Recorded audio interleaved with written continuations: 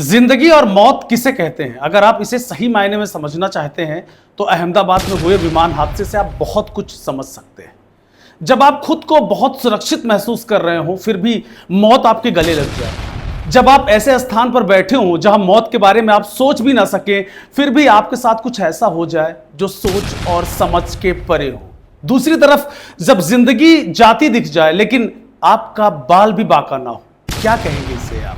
इसे प्रकृति का इनाम कहें या फिर नियत का लेखा जोखा, जो भी कहना चाहे कहिए, लेकिन सत्य यही है कि यह इंसानी समझ से बिल्कुल परे है।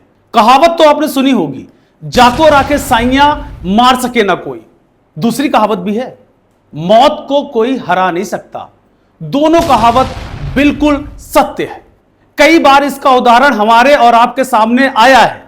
अहमदाबाद में एयर इंडिया का AI-171 12 जून को दोपहर 1:39 पर टेक ऑफ करने के महज 35 सेकंड बाद क्रैश हो गया। इस विमान में 12 क्रू मेंबर समेत 242 यात्री सवार थे। इस फ्लाइट में 241 यात्रियों की तरह एक और यात्री सीट नंबर 11A पर सफर कर रहा था। नाम विश्वास रमेश कुमार। 40 साल के रमेश भारतीय ब्रिटिश नागरिक हैं। आज पूरी दुनिया में इनकी चर्चा हो रही है। चर्चा क्यों हो रही है? पहले आप 35 सेकंड के इस वीडियो को देखिए, फिर आपके दिमाग में सवाल आएगा कि इस भीषण विमान हादसे में कैसे कोई बच सकता है।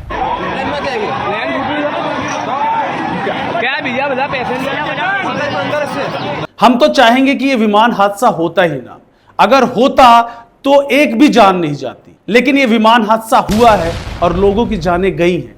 इतना भीषण विमान हादसा कि जिसको देखकर हर कोई कहेगा कि शायद ही इस विमान हादसे में कोई बच सकता है। विमान क्रैश होने के बाद अब तक 298 से ज्यादा की मौत का आंकड़ा कंफर्म हो गया है, जिसमें 241 विमान के क्रू मेंबर्स और यात्री, इसके अलावा हॉस्टल के डॉक्टर्स और मेडिकल स्टाफ शामिल हैं। रमेश विमान में सफर कर रहे 242वें यात्री थे जो विमान क्रैश के बावजूद जिंदा बच सके। रमेश से मिलने खुद भारत के प्रधानमंत्री नरेंद्र मोदी पहुंचे और उनका हाथ पकड़कर सांत्वना देते नजर आए। आखिर रमेश ने मौत को मात कैसे दी?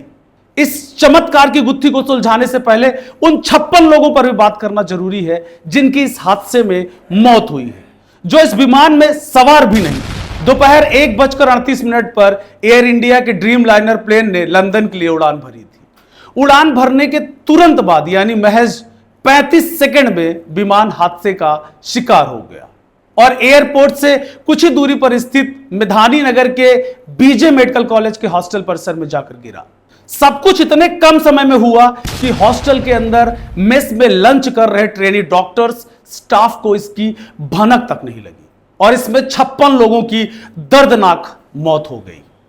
एक तरफ सीट पर 11A पर बैठे विश्वास कुमार की किस्मत थी जिसने वहां से मौत को मात दिया, जिसकी कल्पना कर पाना भी मुश्किल है।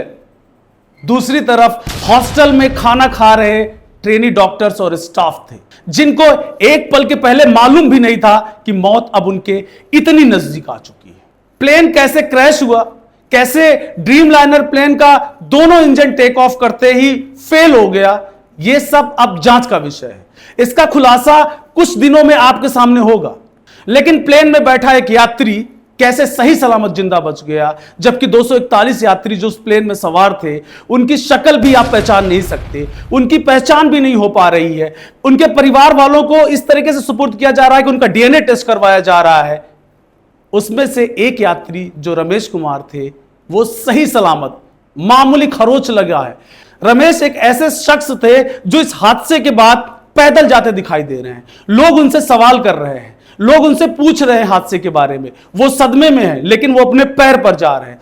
थोड़ा बहुत खरोच है, रमेश को दिक्कत है, रमेश को चोटें लगी हैं, उनको हॉस्पिटल में भर्ती करवाया गया है, लेकिन रमेश सही सलामत, रमेश का इलाज चल रहा है, रमेश बात कर सकते हैं। इस पूरी सच्चाई को अब रमेश ने दुनिया के सामने ला दी है।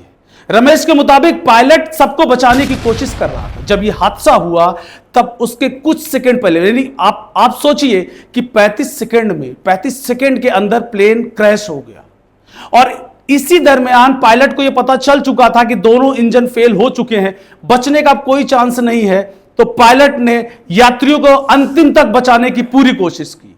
रमेश ने अपने बयान में बोला, मुझे नहीं पता कि यह सब कैसे हुआ, मैं कैसे बच गया। सब कुछ उनकी आंखों के सामने हुआ, लेकिन 10 सेकंड की पहले तक की कहानी रमेश को याद है।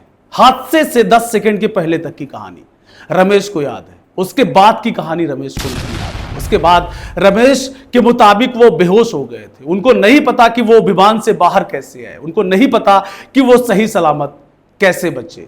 खुद रमेश को अपने जिंदा रहने पर विश्वास नहीं है। रमेश को अगर कुछ याद है तो वो हादसे से 10 सेकंड पहले की कहानी। फिर ये गुत्थी कैसे सुलझेगी?